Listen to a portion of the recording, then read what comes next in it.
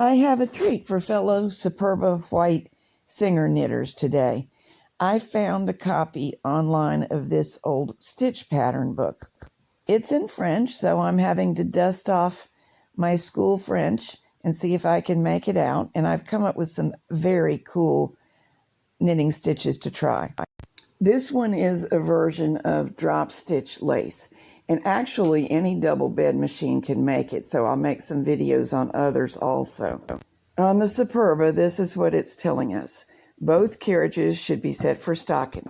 The needles are racked so that they alternate. In other words, the flow combs don't oppose perfectly. This would be called half pitch in Japanese machines, and it's the setup for full needle rib in all machines. On the back bed, every needle across the span required is in work. On the front bed, there are groups of 5 in work, alternating with 3 out of work. I'm using a loosely twisted linen blend yarn, light fingering weight, stitch size 5 on the back and 2 on the front bed.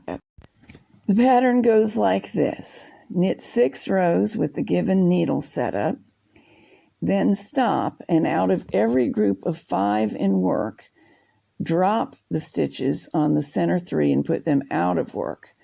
Also, place all the groups of 3 needles that were out of work into work, and they will work for the next 6 rows.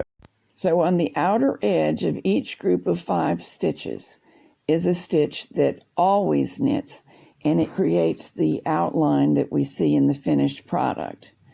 Then every 6 rows, when we drop stitches, the yarn that was used in those stitches goes into their nearest friends on the back bed and elongates those stitches. And that's what creates the lacy look.